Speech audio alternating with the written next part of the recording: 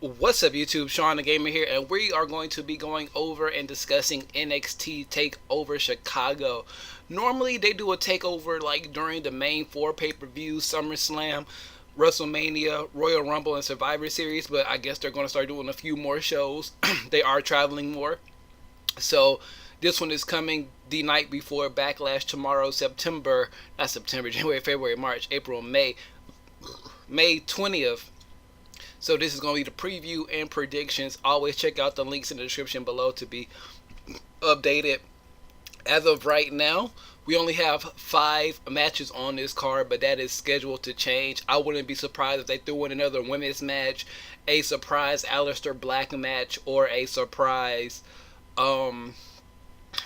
Drew McIntyre match, Cassius Ohno. It's a lot of people missing off this card. I can just run down the list. But as far as the card that we're getting, like I said, 5 matches. But these are going to be a strong 5 matches. So 2-hour pay-per-view. And NXT has always been really good at knowing how to manage their time on these pay-per-views. The matches are always good. I love NXT so much because there's been a lot of debate about hashtag die versus hashtag headlock. If you know what those mean, it's like the indie style versus the WWE pro style, quote unquote. But I like NXT because it's a mixture of the both. You get the storytelling that you get in WWE, well, all the hard hitting style of the indies, just in a safer form. So that's why I really enjoy NXT. But enough of my rambling. Let's get into the card. And the first match on this card is Roderick Strong versus EY Eric Young of Sanity. If I had to pick somebody to go over in this match, I would probably pick Eric Young. I probably feel like they want to do a little bit more Sami Zayn type build for Roderick Strong. So I can see Eric Young getting this win in not a clean way, but Eric Young probably is going to walk out the victor. I know Roderick Strong, he had all these great video packages over the past couple of weeks. It's describing his background, his family, and all that stuff. His rise to NXT to get to WWE. But I just feel like the babyface needs to lose in this match with the heels, especially if he's going to have Wolf and Big Damo out there on his side. So the first match, Roderick Strong versus EY, I'm going with EY, Eric Young of Sanity. The second match on this card, according to Wikipedia, is going to be the UK title championship. Side note, when you watch this video, it is going to be up on the 19th.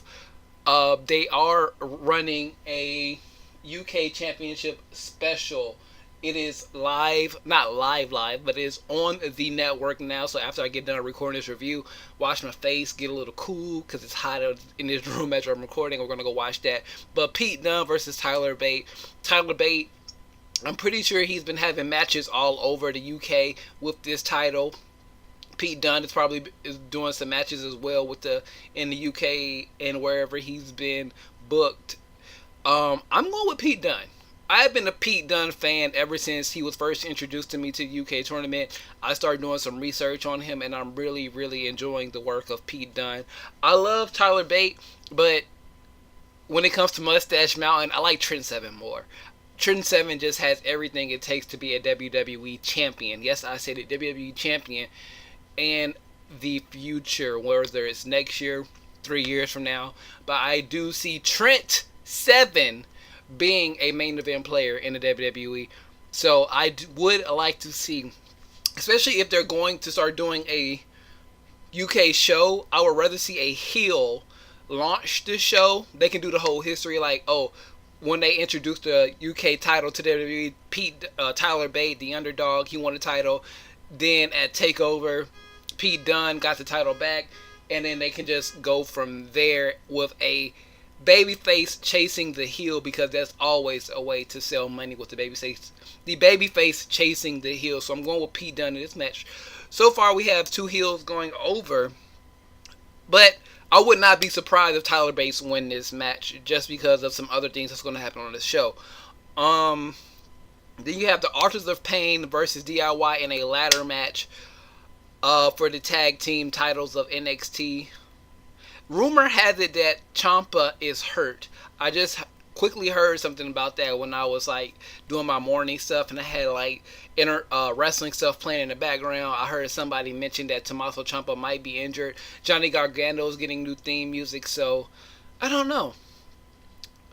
This match can go either way, to be honest with you. The Authors of Pain, they haven't really been on NXT TV. They're playing them up as monster heels that are only seen on like big shows and things like that. In a ladder match, you would think that the DIY will have the advantage, being faster and things like that. But the Authors of Pain have shown so much dominance over the past couple of months. It'd be hard to, como se dice, see them losing when there's weapons involved. There's ladders involved. You can get chairs, tables, and all that stuff. No disqualification is this match, but the main purpose is to climb the ladder and get those belts down. I don't see Authors of Pain losing just yet. I see DIY going up to the main roster sooner than later, especially to fill some of those spots.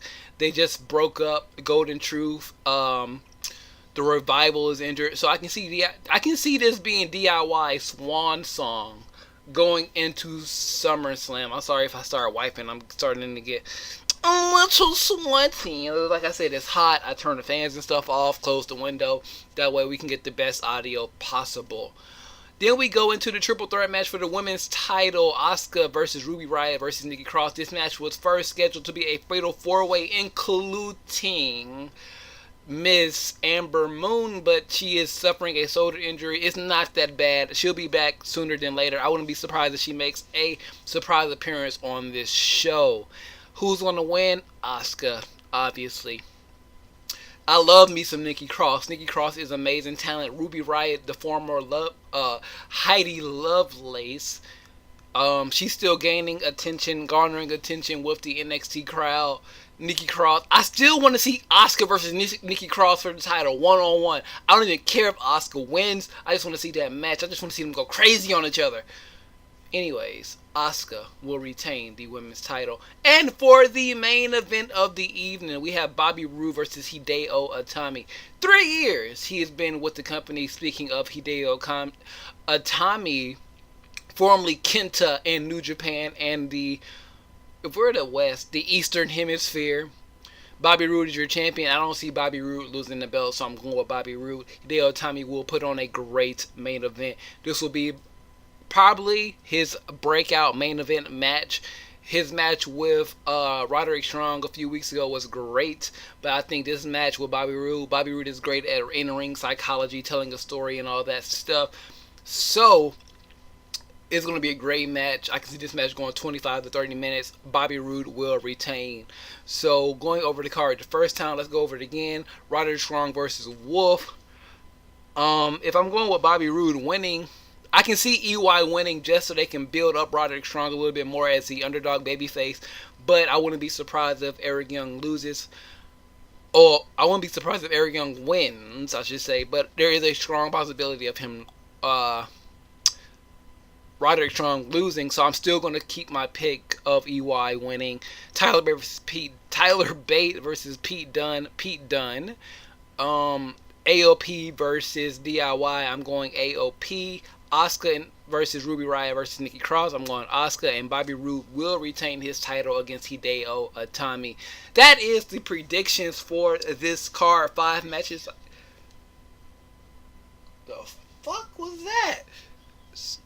I just heard a loud squeal from outside. Sorry for that voice crack, but there was just like a pig dying outside, and I don't know what that was. But anyways, the card is going to be very, very good. 5 matches, like I said. I wouldn't be surprised if we see Aleister Black or Drew McIntyre in the pre-show.